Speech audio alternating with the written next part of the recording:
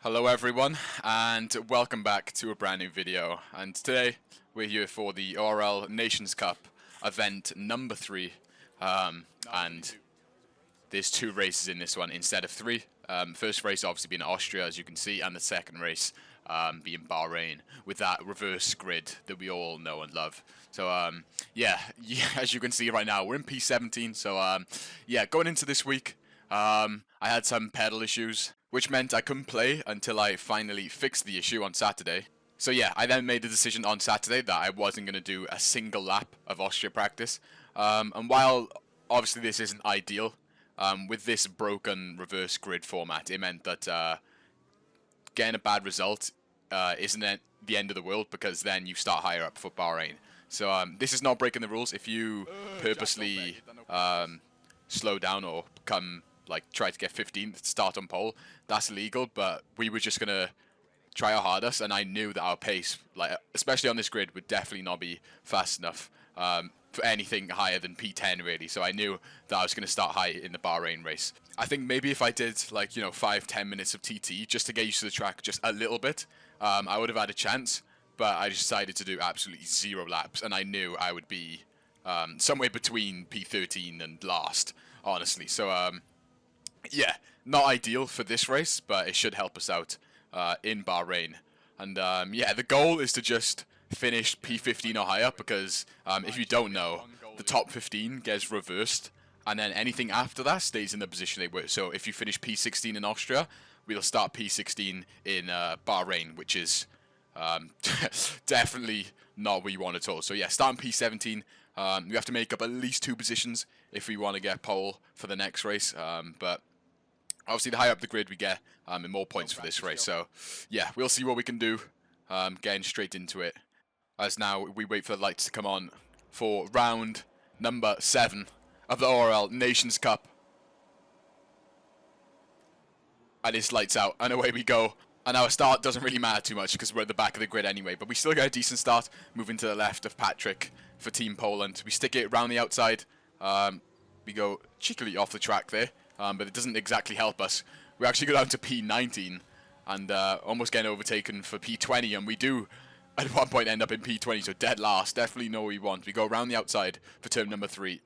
People kind of getting squeezed on the inside. That's the Ferrari off wide, and that's another position. So back into P17 where we started. And that was a bit scary when we went down to last. Definitely not what we need. As now, yeah, we just get settled into the race. Hopefully stuff happens around us. I think that's the only likely way that we're going to get through this grid. Obviously with these massive trains, or something with the strategy. We were planning on going for an undercut, even though we're on the harder tyre right now, because the softs can go pretty long anyway. So yeah, finishing lap 1 in the same position we started, but obviously we need to make even more positions than that. And as you can see, Patrick's red light is flashing. He gets a poor exit, and we were thinking about staying behind him, but he was going so slow off the exit of the final corner. We decided to throw it into overtake, make the move up the inside. Pretty simple move there. Use a bit of ERS on the exit just to make sure he doesn't randomly come back at us, and that's the move done there. I say we use a little bit. We're using pretty much all of it. But yeah, that's another position, and as we almost send up the inside of the Haas there. So 1 more position to go until we're in, I call it the safe zone, where we don't start last for Bahrain. So yeah, we have Team Turkey ahead of us, and Hungary. As you can see, that's Jarno at the start of that train, I believe. He also didn't do much practice, or I believe no practice for this race. So he's quite down on where he should be. But his position right now would mean he'd start, around 7th or something, I believe, for the reverse grid race. So yeah, up front we have my teammate Barry Burmand in the rest of the world team. Up front with Nicholas Longue and Caraton. I think also Danny Moreno fighting for the lead. I can't remember if I mentioned this before, but Spain did get a penalty for intentionally starting P15 in Baku to get a reverse grid in Hungary, which meant they were disqualified from that race, and also they are starting from last in the reverse grid race at Bahrain. So yeah, I think that's a fair punishment. They have 25 points taken away from them in Hungary, because Caraton won that race by quite a while, if you remember that race. and also in our reverse grid of Bahrain. Yeah, quite rough. So, yeah, that's going to help us out a bit. I think rest of the world is third in the championship, I believe, or fourth. Netherlands winning before this event, but it was very close. It was a point down to Hungary and Spain, and then a few points to us. So, yeah, it's all still to play for at this halfway point in the season. And honestly, I can see it going down to the final race to crown the winners. So, yeah, hopefully it's us. It would be very nice if it was us, but we'll see. So, moving on to the end of lap 3, start of lap 4. Chilling comfortably in P16. As I said, we do need to make up that extra position. I'm confident we'll make it somewhere. Something will happen. You know, we still have 14 laps left. Something's going to happen ahead of us. It's kind of inevitable. Maybe a penalty or a collision where we'll gain a position. If that doesn't happen, then we have to start thinking about getting our elbows out, being a bit more aggressive. But for now, we're just going to chill. Maybe with the undercut, we'll get into P15. As I check the weather there, I think it said in the race it was going to rain, but it would be too late.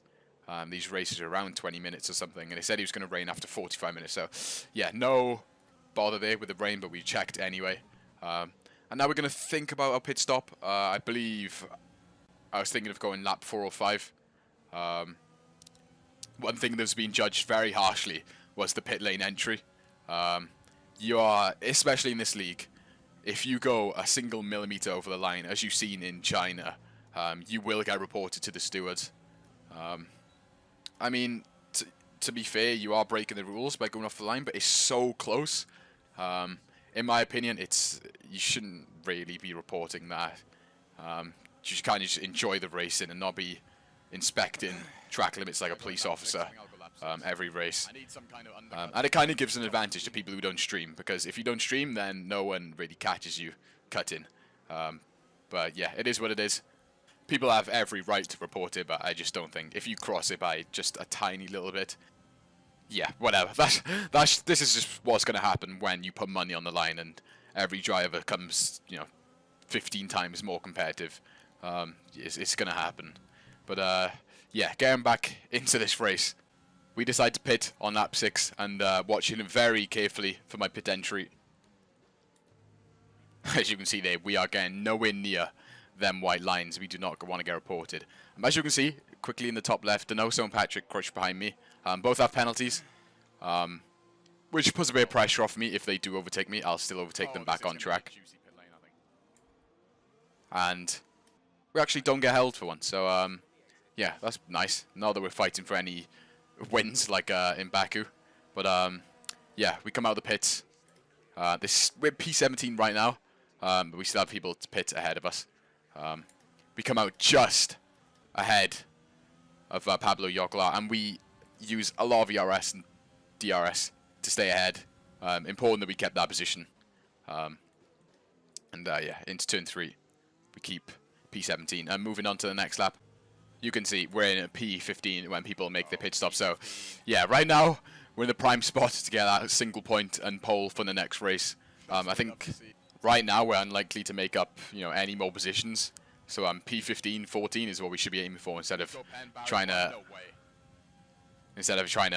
get aggressive and try and get more positions and potentially ruin our race altogether. So yeah, as you can see right now we're in P16. We have Patrick ahead of us with a 3-second penalty. So right now we are on for P15. And well, nothing else really happens at all. And as we cross the line, we get P14 because of a penalty for Patrick Crouch. And I think one of the horses dropped behind us. So 2 points.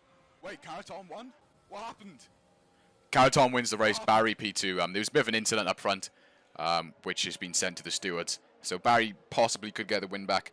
We have to see what the stewards say about that one. But yeah, we're P14, 2 points, and starting P2 for Bahrain and jumping straight into that. As you can see, we've got the engineering for this one, and Tomek has replaced Patrick Crouch, so he is starting on pole. And we have Hungarian of Pookie behind us, and Netherlands, Matthias, P4. So, yeah, going to be an interesting one. Obviously, you have the winners from the last race at the back. So, yeah, I think the win is going to be between, it could be anyone in the top 5, but we'll have to see what we can do.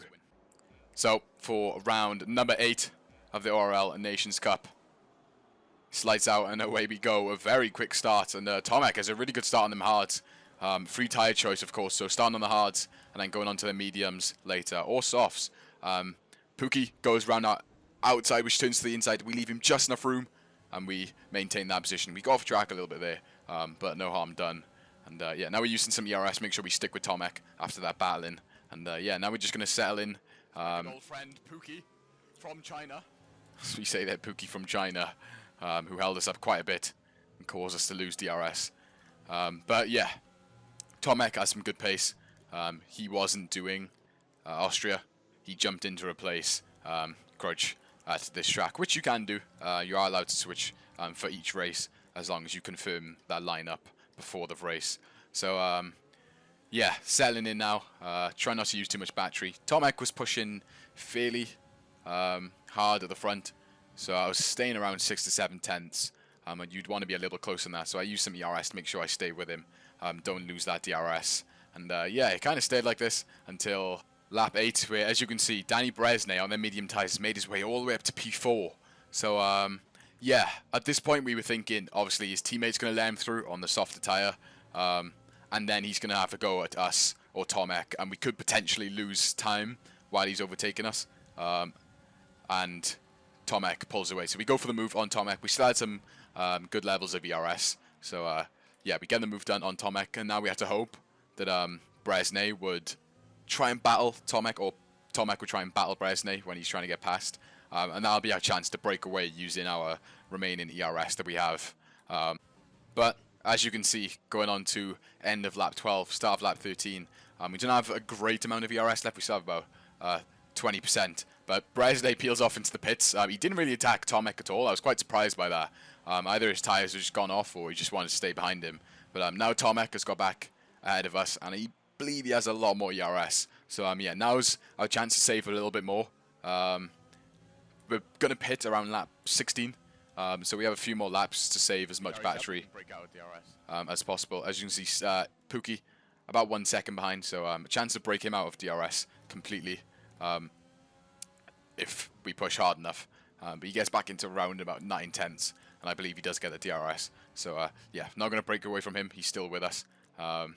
And it stays this way once again until we decide to come into our pit stop. Right now we think that we're not going to get held in the pits because the guy behind us is not going to pit because Tomek's pitting. And we thought that Leveche would be outside of our pit, our window. But as you can see, he held me. I've been held.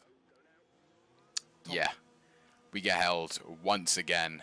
I think and we go from 6 tenths, 7 tenths behind Tomek to, as you see now, that is well over a second. No, please. And Pookie's ahead of us, miles ahead of us. And Dario also almost gets past, but we brake kind of late. We were not going to lose that position. That could be a potential race ender right there. So yeah, we use ERS to stay ahead of him. And now we have to catch back up to Pookie and Tomek. The gap isn't that big. 1.4 seconds, I think it said there. So yeah, unfortunate we got held once again. And now I'm just skipping on some random point through the race because nothing happened at all. Bresnay obviously got that undercut on the hards, and his pace was so good. It was good enough to stick with Tomek on the mediums, and I really couldn't get past. I tried quite a few times with some battery that I saved up. I think I'm going to go for it here. See, yeah, I do deploy my ERS, but whenever I have ERS, he has more. And we gain quite a lot. We go below 10%. Come on, man. And we pull to the inside. We tried to go for it. We go a bit deep, hit him a little bit, but he keeps the inside. We try once again with ERS, DRS, but he has more. We try and go to the inside. We're very frustrated. We don't want to make contact and ruin either our races, and we also don't want to lose DRS to Tomek, so yeah, he stays ahead. I tried to be as fair as possible there. We did tap at him a little bit, but for the most part, clean racing.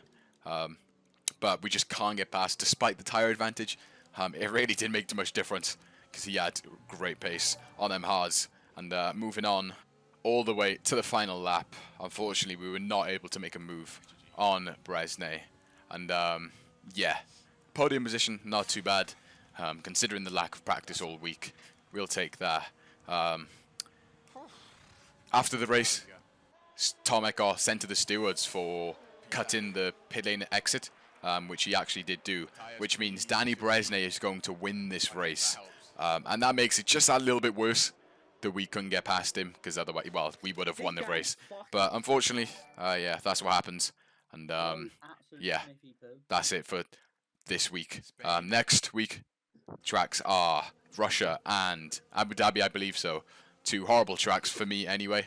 But we'll see what we can do. We also have the F1 Esports Pro exhibition coming up, so stay tuned for that. That'll be coming sometime next week. But yeah, thank you for watching today, boys. I hope you enjoyed, and I'll see you in the next one.